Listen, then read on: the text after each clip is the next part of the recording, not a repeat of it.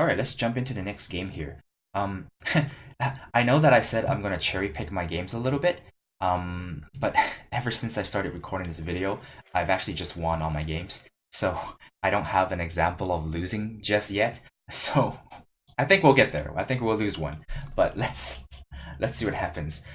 We played against a lot of actually tier 1 decks. We played Armory, we played Chalice, which you didn't see unfortunately. We played Stone Scar Aggro, which are pretty much some of the top decks at the moment. This hand's a little slow. We do have a turn 2 Find Away, which gives us Shadow, but we have no red, and we have no interaction for the first at least 3 turns because Pharaoh's Favor can't be played until I play this. So this is pretty sketchy. And we can't, I mean, if we have a single Shadow here, I think we'll keep, but I think this hand's a little too sketchy. This is significantly better. We do need a second Shadow with the Extract, but turn 1 Torch makes me feel a lot better. No. Alright. I have to say, Skycrag aggro is one of the worst matchups because of an abundance of Aegis units, and all of our removal spells don't do very well against Aegis units. And we don't have units to block things with. Because usually the way you deal with Aegis units is with weapons, or relic weapons, or just bigger units. But in this case, we don't have that. So if Heap draws a whole bunch of Vadius, for example, we're going to be in a lot of trouble. We're going to play the Zen and Banner here with the intention of playing Extract on something you place the following turn. If all fails, we might just have to extract this 2-1. We'll gain no life, but oh man, that's going to be miserable. Oh no, that's a great target for Extract. So that makes me very happy. My opponent was really slow. He missed a land drop. And I think if we just keep casting Extracts, we will be okay. We're gonna have to at some point we have to waste a spell on this, but you know, if he continues to give me targets for Extract, I'll continue to extract these things first. I don't need another 6-drop. It's too much. Okay, so he's down to 4 cards. He got power screwed, so all 4 of these cards are gas.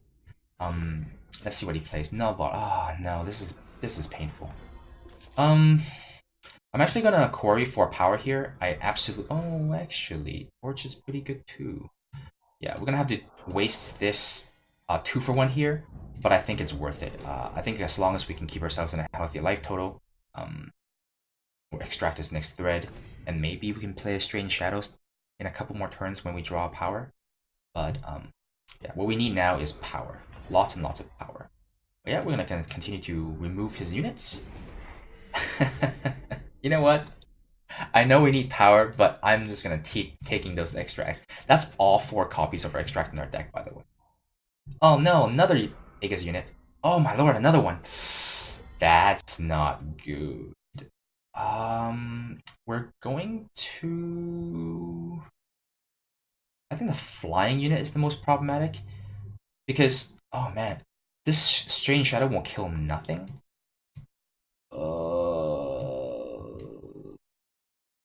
Let's just use this first. No. Oh, hey. No. Sandstorm Titan is great. He is short on power, so he can't obliterate for, I don't know, 2 or 3 more turns. And this Sandstorm Titan is going to be able to hold him back quite well. And then with the Sandstorm Titan in play, we'll just extract his 2-1. Hopefully get a power. Strange Shadows him, and then just slowly kill his units one at a time when we can. And if we draw more Sandstorm Titans, that would definitely stabilize the game for us.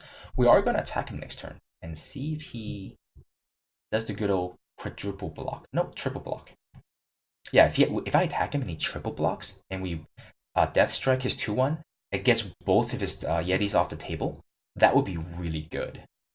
But that also means if he has a torch, he can torch my Titan and kill it afterwards. But I suspect he won't attack me here, because none of these units is big enough for him to kill it with a torch. He needs a 3-power unit. Oh, okay. Gutsy. Wow, alright. Sure. I think that's okay. In this case, I'm not going to use Extract because I think... Well, I pretty much have to use Extract, I guess. Let's just swing in for 5 first. I will... it's unfortunate Find a Way doesn't give me a... It gives me a depleted power source. That's really unfortunate. I think what I'll have to do is extract this because I'm taking too much damage if I don't. I know that if I had a power, I can just strain shadows and kill both of these in the same time. Is that too greedy? Like if I just hold back and I block one, take 5, go to 6. Is that too greedy? You know what? I'm gonna be greedy. I feel like I should be a little greedy right now.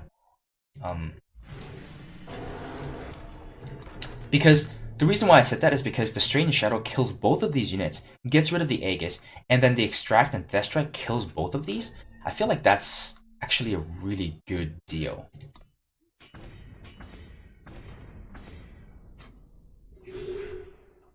Yeah, that's perfectly fine. My opponent got screwed on power, and he only has 3, so that's one of the reasons why I'm winning this game. But I'll take it. This happens a lot against aggro decks. Although in many situations, getting to 3 or 4 power is kind of ideal for aggressive decks. Although this one does like to get a 6 because I think it runs Obliterates. But if you were playing G-list Burn Queen, for example, yep, I will trade.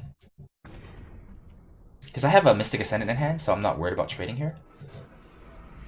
And he... Oh, wait. Oh, you know what? I made a mistake. I made a big mistake. If he draws a power and obliterates me, I die. I should have extracted him first. Oh, okay. Whew. That was a mistake that definitely could have cost me the game.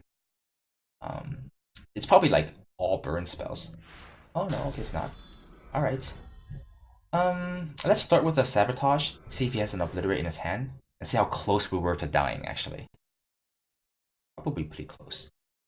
One of them is the Torch. Oh, jeez.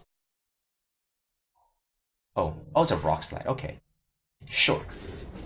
Permafrost, that's fine. Let's extract this and get ourselves 3 life. Now I feel like we're probably okay. Do I want to take the 1 damage? Yeah, it's fine.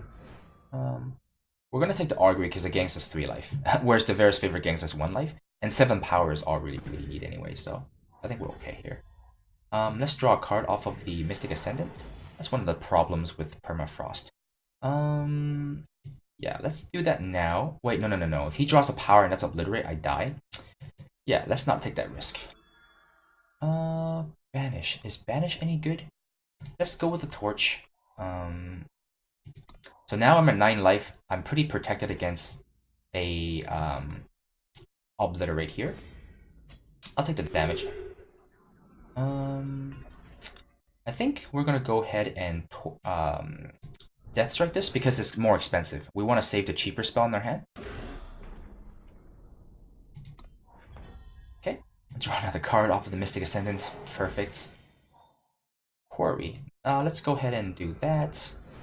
And I'm not gonna play Quarry. I'm gonna leave up Torch as an option just in case something really weird happens. Okay, so he's gonna lose that card in his hand. At this point, what am I gonna do? So I could Torch one of these and then just Varus favor the other. Yeah, let's just take the 1. We'll Torch this one. Go to 7. Ideally, this Quarry will find us something useful. Oh, he drew a Torch. Okay, sure. Oh, well, more Sigils. Sure. There's Favor. Perfect. And then now we Quarry for another Quarry. I don't need a Death Strike anymore. Maybe that was a mistake. He could potentially draw a charge unit, like the Champion of Fury. But I think we're okay here. The Champion of Fury won't kill me next turn. I am slightly weak to a... Oh, hey, that's not bad. I'm kind of weak to a Torch. I mean, to a Obliterate, though. Okay, play the Titan here, and this should stabilize the game. Yep. Let's just go ahead and attack him for 5. Alright, he's finally had enough. Yep, and so this is our 7th win in a row. My opponent certainly did get power screwed, but then again, I would say getting stuck on 3 power with a very aggressive deck is not always terrible. He's drawn no cards that cost more than 3 to play. So 3 power was kind of like his top end at the moment. But of course, what he would really like to do is play multiple spells in the same turn, which he couldn't. He was playing 1 unit at a time, and that's why he lost. If he had been able to play 2 or 3 units in the same turn, I would have lost as well. Although if I had drawn power, because I also got stuck on power on 3 and 4 for quite a few turns. So if I had drawn my power, if both of us didn't get power screwed, I would have been able to play straight in shadows and wipe this board as well. So I think that game is, I don't know, somewhat fair, I suppose, with my opponent getting maybe slightly worse off. But yeah, so we just recorded like 4 or 5 games. We have yet to lose. We'll keep trying. All right, game number 5, 6. I don't remember. Game number 6 that I recorded, but I played 8 games, I think. Ooh, almost good enough. No time though. Varus Spirit gets me another shadow, but I don't really need another shadow.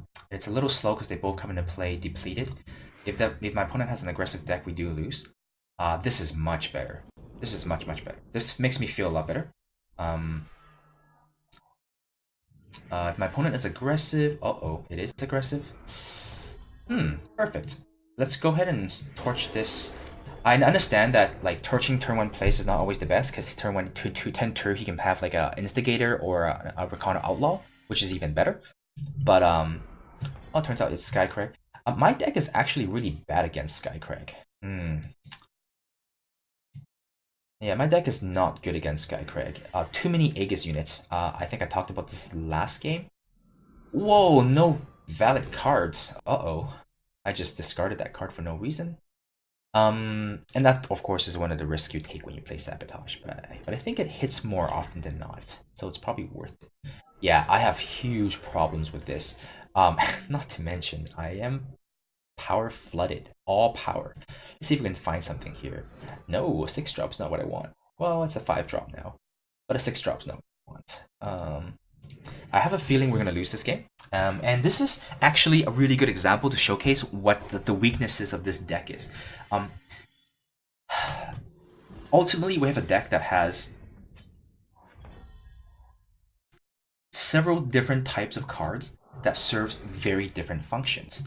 And you have to draw the right functions at the right time, or the deck will fall apart. I have a huge number of removal spells, but I also have a bunch of like power-seeking spells.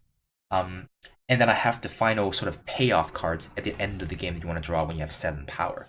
If you don't draw those in the right order, then you're going to be in a lot of trouble. In this game, we drew one of our endgame cards and a ton of... we also have a lot of cards that are just filters, and that helps improve your draw, like Zen and Augury. And so if you draw the wrong portion of your deck like we just did now, we just drew all of our power spells. We drew basically no removal. We drew 1 removal spell, and we drew kind of an endgame card here. And as a result of that, our opponent is way faster than us, and we're going to lose this game very badly. We lose to any trick, any burn spell. We'll block his 3/2, but he'll be able to do 7 damage to us and kill us with a torch or a rock slide or any kind of a combat trick. We die here. And this is perfectly normal for a deck like this. I think I got really lucky over the last 6 or 7 recordings where I drew the right part of my deck. But and this is gonna happen, so I think this is a really good example of when the deck fails. Like I said in the very beginning during the deck tech, this deck has the tools to beat everything, but you can't have a deck that beats every deck. That's not realistic. The price that we pay for having all those tools is the variance, right? And that is the perfect example of a game where we get the variance. All right, I think that's it for today. All right, let's get a couple more games going. I just lost a couple of games. One to a really bad power screw, but looks like we're getting power screwed again. No shadow at all. Let's redraw that. Okay, this one is looking a lot better. Am I recording? Okay, I'm recording. I sometimes I record an entire video, or I think I do, and then at the end of the video, I realize that the mic is either turned off or yeah, either the mic is turned off or I haven't started recording. Um, I guess this gives him two Justice Sigil, so that's bad. We'll get rid of one of the slays. Uh, Ideally, we really would like to get rid of the harsh rule that this deck inevitably runs, but getting rid of the slay is okay too.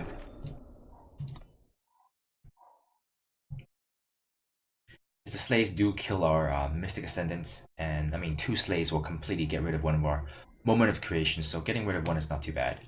But I have a feeling that before I play my Moment of Creation, though, I would really like to draw into another Sabotage so that I can. I have every color I need, right? Yeah, so I really like to draw into another Sabotage so then I can get rid of any potential harsh rules in his hand before exposing my Moment of Creation to it. This deck is super, super dirtly, so it's actually perfect for us. Yep. We'll hold on to the Varus Favor. I don't remember for sure, but I do believe this deck runs some number of runic auric rune hammers, maybe even 4, because I believe they Tavern into them. That's why it runs Minotaurs as well. This is the Justice. This is the Argenport control deck. It's been somewhat popular. Now I do feel like I Varus Favor because, well, I can Varus Favor next turn. If I don't draw power, I do want a power to make sure that I can trigger the Mystic Ascendant. Yeah, I do that now. And next turn, we go Ascendant and Shadow Sigil. He's going to kill it with the Slay that we saw on turn 1 or 2. But, yeah. But it's still good because I get a card out of it, and so it's a 2-for-1 trade in my favor. Not too terrible. And I'm not going to keep this in my hand and wait until I get a Sabotage. This card, I mean, it's great, but this is already enough value. It's a 2-for-1. The Moment of Creation is a 5/5, so it's pretty weak sauce. We're going to probably fire off these favors and extracts to filter our deck a little bit before playing it as a 7/7 or 8/8. And I guess at this point, we just hope he doesn't have a harsh rule, because if he has it, oh no, we'll use the Titan as a bait. We'll wait. The Titan should draw whatever removal spell he has, and if he has a harsh rule, well, he probably won't use the harsh rule on a Titan, but you never know. Probably a Vanquish or something. Oh, nothing. Alright, we'll do some free damage. So because we're playing against a control deck, the games are going to go late. There's no point rushing it and trying to kind of cross our fingers that he doesn't have a harsh rule. As long as we have pressure. I don't know if this deck even plays unit, and I have 2 removal spells in our hand. I think we just Quarry here for a better hand. I don't know if any of these cards are good against him, but let's take the banish. We have pressure on the table right now, so we just continue to pressure him into and force him to respawn, and that's usually how you deal with a control deck. Put one threat on the table and pressure him. This is how a late game deck plays another late game deck. If you're an aggressive deck, obviously this is not a good plan. My opponent has no removal spell apparently, or nothing that can kill a Titan. Maybe just a Rune Hammer. Okay, so he's looking like he's pretty desperate. This Zento's gift will pretty much end the game here, I think. Yeah, so even if he has a harsh rule, he will discard it now. He's a handful of 3/3 silence effects. He might be able to play his whole hand here. Oh no, just all removal spells. He's gonna get power from that. That's kind of funny. Oh, he has so many slays. He just kept waiting and waiting and waiting on his slays because he just keep thinking he can get more value or something. He took a lot of damage for no reason. We're gonna ignore that 3/3. It doesn't do anything. When we play our 9/9 here, it should prompt a concession pretty quickly. Yeah. 9/9's good enough. I don't have to Varus Favor this for 10/10. whatever can kill a 9/9 will kill a 10/10 as well. And he's at 7, so yeah, anything will kill him at this point. Yeah, our deck is so good against control decks. We're even good against Chalice. I played Chalice maybe 4 times, and we won 4 times today. Um, uh, Good against any kind of Horror control, good against Argenport control. Our deck is actually made to beat control decks, I think. We have a lot of haymakers that really destroys control. I've won 2 games against Chalice using Last Word, activating his ultimate. That's how sweet it is. Both games, the Chalice, we just kept discarding each other's cards. I kept killing everything he has. Banishing his chalices and sabotaging his chalices wherever I can, and then I just eventually play a Last Word when I have like 9 power. Played it. He had no units, no burn spells, obviously, and then next turn I ultimated and killed him. That happened twice against Chalice, which is pretty cool. I'm gonna change my mana base just a tiny bit. I feel like I'm getting a little bit too much fire, so I'm gonna go ahead and add some time and shadow back in. All right. As you can see, our rank is kind of hovering around rank 300-ish between the last, I don't know, 7 or 8 videos that I've recorded. I don't know how many I'm going to actually upload to YouTube, but our rank has been kind of maintaining. At its very best, in my peak of my winning streak, I got to like 250, and then I lost a few games, and now we're back to 300-ish. But this deck is definitely capable of maintaining rank and even climbing in Masters. I have played all of the tier 1 decks this season. During the climb, I played Armory, I played Stone Scar, I played Praxis, I played Elysian, I played Combre. When I first climbed into Masters, I was around 1200 rank, 1200 or so, and I climbed like 900 ranks over the last 3 or 4 days, and I played all kinds of tier 1 decks, and I honestly feel like this Moment of Creation deck is probably the best deck I've played. I think it could use some fine tuning. Maybe there's some secret tech I can still get from other people's good ideas, but I think this deck is really good and it has potential to be a tier 1 deck. So we're going to continue working on this. Thanks for watching.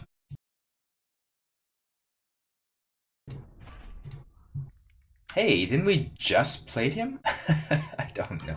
These names are getting really. I think there's only like 2 or 3 players playing right now because I definitely remember playing this guy like 2 or 3 times. I might even have one of the games on camera. I'll go back and check later. Oh, this is the Praxis player. He's beaten me twice already. We'll get the Power Stone. Mainly because none of my units care that much about Obliterate. Well, actually, I have Sandstorm Titans. They kind of care about Obliterate, but I feel like slowing him down is fine. I don't have any. Seeing Last Word in your opening hand is usually pretty miserable. Oh dear, another 7-drop. I need power sources. I'm gonna have to fire off this extract onto whatever he plays just to make sure I get a land drop. This is pretty good. Now, because I picked up picked up a power source, I don't need to fire off the extract yet. I would do it next turn if you place a threat that is sizable. Hopefully... Oh, he has no plays. I'm gonna actually kill this because he plays Zenith Obelisk. Sooner or later, the Zenith Obelisk is going to be turning that thing into a 2/4. He's already have 5 power. This Death Strike will get rid of his first major threat. Okay. I actually don't want to really kill that threat right now. I'm just gonna go ahead and make sure I hit my power drops because I do want to get to 7 power as quickly as possible. And this Strain to Shadow is gonna handle the Dawnwalkers, which I have a lot of problems with. I do need to save the Strange Shadow just to hit the Dawnwalkers because that's pretty important. So now the Obliterate becomes kind of important. I don't really want to kill this with my Death Strike because when he plays the well, I guess if he had the Heart of the Vault, he would have played it. The fact that he didn't probably means he doesn't have it. But the problem is, I play Sandstorm Titan. He's gonna go ahead and obliterate it. Whatever. He can obliterate it. I'll take 5 more. I'll go to 19. That's fine. Drawing out one of his obliterates is fine. At least he's not playing anything else this turn. So that way I don't fall too far behind. I'll be very surprised if he doesn't play the Obliterate, yeah. If he actually attacks me with a 5/5, then he means he drew a Heart of the Vault. Yeah, I guess at this point, I just have to kill it. It's kind of unfortunate. I don't really want to use a Death Strike on that thing. Strange Shadow is not good against Praxis. Their units are too fat. Oh, it's very good against that. I hope he plays another one. Yeah, you are never coming back. It's a -1, or -3. Yeah, once they're negative health, they can never come back. So it's a permanent solution to that problem. Oh yes, oh yes, oh yes. This is now 5/5. Yep. I will take a massive beating this turn, but next turn these things are 7/7s. Whoa, 7/7 not good enough. But I can at least double block it. 7/7 is good in a sense that you know what? I feel like I can wait one more turn and make him 8/8. Then it trades profitably. Ooh, banish. Excellent. Interesting. Do I banish this or do I banish the obelisk? Because I feel like if I banish the obelisk, these 8/8s are easily gonna handle that. The price I'm paying is I'm gonna take 6, going to 9, and if he has a torch and obliterate, he kills me. Yeah, it's not worth it. let's not take that risk. Because he does have these cards in his hand the entire game, and he has 8 power. So I have a feeling that they could be. There's a 9/9 that he can't really deal with. I have a feeling that those very well could be burn spells. And I haven't given him any other targets for the burn spells. So he's gonna go ahead and trade this plus a torch. And I'm not gonna make that. Actually, I have a last word. Let's offer him the trade. It's 2 for 1. Well, it's actually half of my card for 2 of his cards, and if it gets rid of, oh, okay, well that's still a 2 for 1. That's still a half a card for 2 of his cards. That's a really good deal. And I mean, I have a last word in my hand, which I kind of want to use on him. So if I can draw out his removal spells, it's pretty good. But there's no way Praxis can deal with a 10/10 or 2 10/10s. He's gonna concede here. Yeah, I lost 2 games against this player earlier today. I think within the last 30 minutes to 45 minutes. One where I got no, I have 0 shadow, so I couldn't play any of my shadow cards.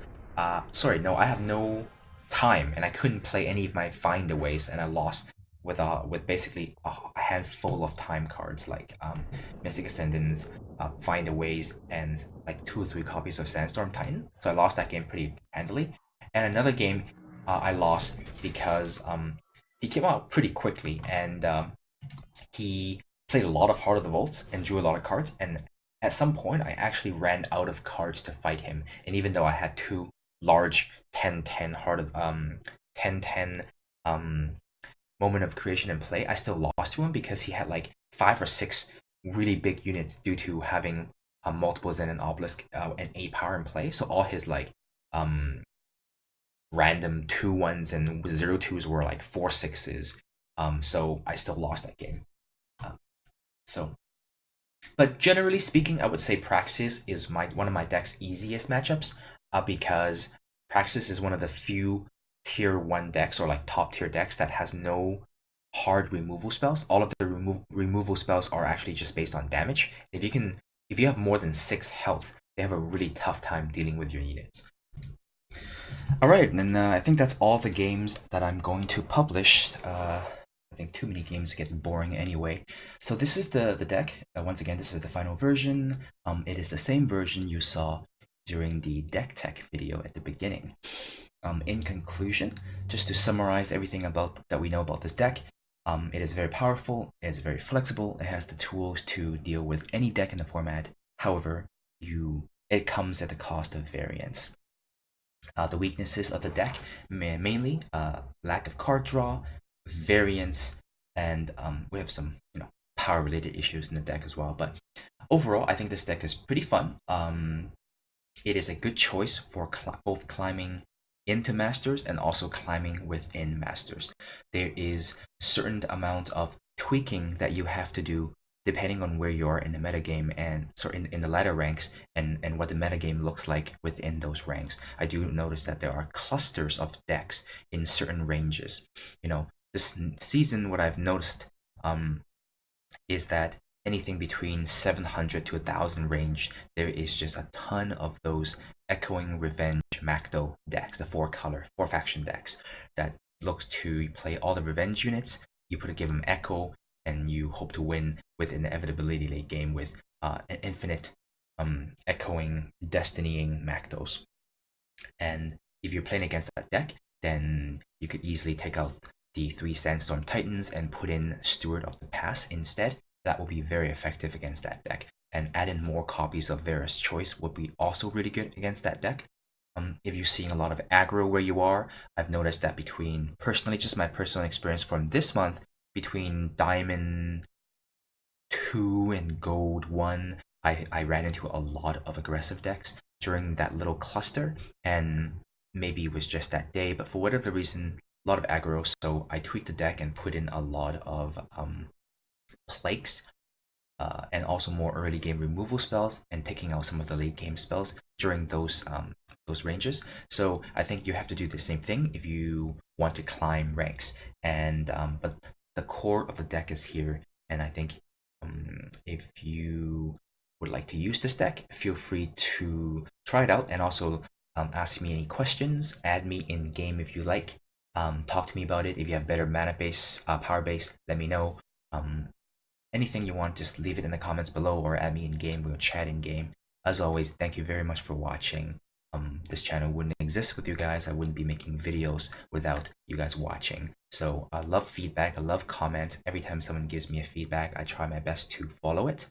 I hope that I no longer inconsistently clicking my mouse during videos anymore. I will make an effort to explain mulligans going forward, so that I spend more time on explaining what makes me keep a hand versus what makes me redraw a hand. So I take all of your comments to heart, so please leave anything you like down in the comments below. Yes, positive or negative, doesn't matter. If you like what you see in my channel, please give me a like or a thumbs up and subscribe for more videos. Thanks for watching.